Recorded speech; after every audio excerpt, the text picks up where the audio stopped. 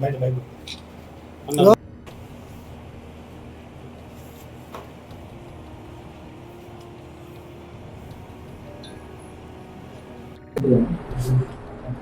తొలి ముఖ్యమంత్రి కేసీఆర్ గారు ప్రజలకు ఏ విధంగానైతే 10 సంవత్సరాలు తాను సేవ చేయాలి, ప్రజలకు, రైతులకు, నిరుద్యోగులకు, అందరికీ అన్ని సామాజిక వర్గాలకు న్యాయం చేయాలనే ఉద్దేశంతో ఆయన ఎన్నో బ్రహ్మాండమైన పనులు చేపట్టింది.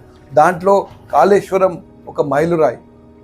అంత అద్భుతమైన ఇంజనీరింగ్ మార్వెల్ని ఎంత అతి త్వరలో కంప్లీట్ చేసి ప్రజలకు నీరు ఇచ్చిన ఘనత కేసీఆర్ గారికి దక్కుతుంది.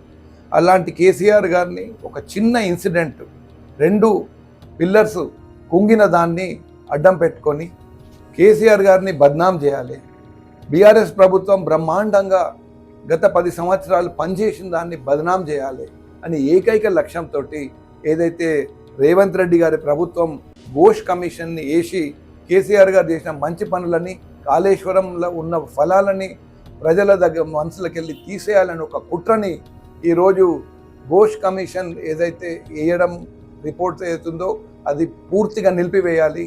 అది టోటల్ 1-sided రిపోర్ట్ అని చెప్పి హైకోర్టు ఇవాళ తీర్పు ఇవ్వడం మేము హర్షిస్తున్నాం. యావత్ తెలంగాణ సమాజం దీన్ని హర్షిస్తుంది. టోటల్గా తెలంగాణ రైతాంగం కేసీఆర్ గారిని ఏదైతే బదనాం చేయాలనే కుట్ర భంగమైందని చెప్పి ఈరోజు సంతోషంగా సంబరాలు చేసుకుంటారు అని చెప్పి మీకు తెలియజేస్తున్నాను. మళ్ళొక్కసారి ఈ ప్రభుత్వాన్ని హెచ్చరిస్తున్నాను. కేసీఆర్ గారు ఏదైతే మంచి పనులు తాను చేసిండు, ప్రజల మనసుల్లో ఉన్నాయి, మీరు ఎంత చేసినా చెరిగిపోవు. కాలువల్ల కేసీఆర్ కనిపిస్తున్నాడు. ఇప్పుడు ఏం జరుగుతుంది? కాలువలు మొత్తం ఎండిపోయినాయి, ఎక్కడ చూసినా నీటి ప్రాబ్లం, రైతుల పొలాలు ఎండిపోతున్నాయి. ఈరోజే నేను మా ఏటునారం మారుమూల ప్రాంతంలో రైతులతో మాట్లాడుతుంటే కరెంటు కూడా మీరు చక్కగా ఇస్తలేరు.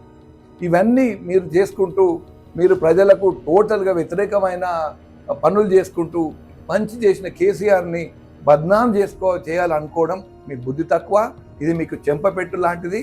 బ్రహ్మాండంగా న్యాయస్థానంలో కేసీఆర్ గారి వాదన అనేది ఏదైతే వినిపించకుండా మీరు కుట్రలు చేసినారో ఆ కుట్రని హైకోర్టు ఈరోజు మీకు చెంపపెట్టు లాంటి తీర్పు ఇచ్చింది.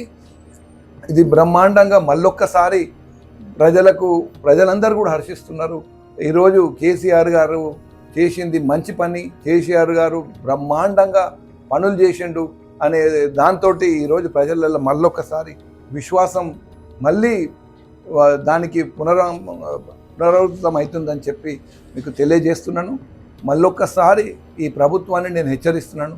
ఇట్లాంటి కుట్రలు కాదు, మీరు ప్రజలకు చేయాల్సిన పని చేయండి అంతే తప్ప కేసీఆర్ని బద్నాం చేస్తే కథం ఇక అన్నీ అయిపోయినాయి, మొత్తం ఇక మా ప్రజలందరూ నమ్ముతారు అనుకోకండి అని చెప్పి మీకు తెలియజేస్తూ జై తెలంగాణ, జై కేసీఆర్.